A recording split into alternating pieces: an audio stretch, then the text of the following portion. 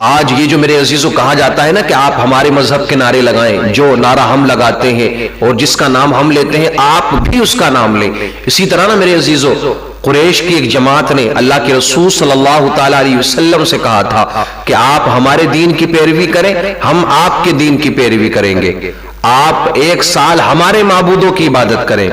یعنی لات و منات و عزا کے جن سے ہم مانگتے ہیں، جن کے آگے ہم سر کو جھکاتے ہیں، جو پتھر سے بنے ہوئے بت ہیں، آپ ان کے آگے سجدہ کریں، ان کو مانیں، ان کی پوجا کریں۔ 1 سال آپ ایسا کریں اور اس سے دوسرے سال یعنی اگلے سال کو 1 سال آپ ایسا کریں گے اور 1 سال ہم آپ کے معبود کی عبادت کریں گے، یعنی آپ جو بتا رہے ہیں رب ایک ہے، خدا ایک ہے، تو ہم اس کی عبادت کریں گے 1 سال۔ تو اللہ کے رسول صلی اللہ علیہ وسلم نے میرے عزیزوں ارشاد فرمایا کہ میں اللہ کی پناہ مانگتا ہوں اس کے ساتھ کسی کو شریک ٹھہرانے سے،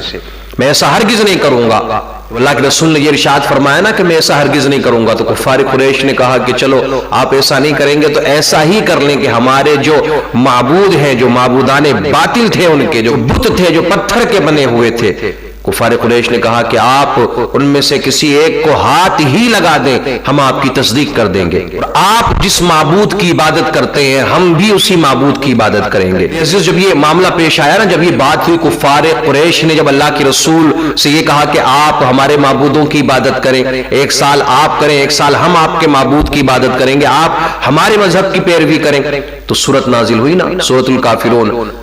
ارشاد فرمایا گیا قل یا ایھا الکافرون لا اعبد ما تعبدون، اے محبوب آپ فرما دیجئے اے کافرو، نہ میں پوجتا ہوں جو تم پوجتے ہو، ولا انتم عابدون ما اعبد، اور نہ تم پوجو گے جو میں پوجتا ہوں، ولا انا عابد ما عبدتم، اور نہ میں پوجوں گا جو تم نے پوجا، ولا انتم عابدون ما اعبد، اور نہ تم پوجو گے جو میں پوجتا ہوں، لکم دینکم ولی دین، تمہارا دین تمہارے لیے ہے اور میرا دین میرے لیے ہے۔ تو میرے آقا کریم صلی اللہ علیہ وسلم مسجد حرام میں تشریف لے کر کے گئے، اور وہاں کفار قریش کی وہ جماعت بھی موجود تھی کہ جس نے اللہ کے رسول سے ایسا کہا تھا۔ اللہ کے رسول نے یہ پوری سورت ان کو پڑھ کر کے سنائی، مایوس ہوئے، وہاں سے اٹھ کر کے چلے گئے۔ اس کے بعد میں انہوں نے اللہ کے رسول صلی اللہ تعالی علیہ وسلم کو اور آپ کے اصحاب کو بہت زیادہ تکلیفیں پہنچائیں، بہت زیادہ ایذا پہنچائی۔ میرے عزیزوں اس بات کو بتانے کا مقصد یہ ہے کہ آج بھی ایسا ہوتا ہے نا،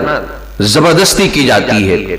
اور اگر کوئی نہ لینا نام کو اور نعرہ نہ لگائے کہ آپ ہمارے مذہب کے نعرے لگائیں، ہم جو کہتے ہیں وہ آپ کہیں، ہم جسے پوچھتے ہیں آپ اسے پوجیں، اگر کوئی ایسا نہ کرے تو پھر اکیلے کو دیکھ کر تکلیفیں پہنچائی جاتی ہے، موب لنچنگ کی جاتی ہے اس کی۔ لیکن یاد رکھنا میرے عزیزوں، کفار سے دینی صلح حرام ہے، بلکہ کئی صورتوں میں کفر ہے۔ کفار کے بتوں اور ان کے مذہبی ایام کو قابل تعظیم سمجھ کر تعظیم کرنا، یہ بھی کفر ہے۔ آپ مومن ہونا، ایمان والے ہونا، تو یہ بات بھی یاد رکھو کہ مومن کے دل میں کبھی بھی کافر کی ہیبت نہیں ہونی چاہیے، اور کفار کو شرعی عذر کے بغیر کبھی بھی اچھے القاب سے یاد نہ کیا جائے۔ یہ بات بھی ہمیشہ یاد رکھنا، آپ دنیاوی معاملات میں نرم ہو، لیکن جب دین کی بات آئے نا تو آپ کو نرم نہیں ہونا چاہیے، آپ انتہائی مضبوط ہوں گے دین کے معاملے میں۔ کفار کو اس سے مایوسی حاصل ہوگی۔ مسلمان کو چاہیے میرے عزیزوں کہ وہ کفار کو مایوس کر دے اور وہ اسے دین سے بھی پھیر دے،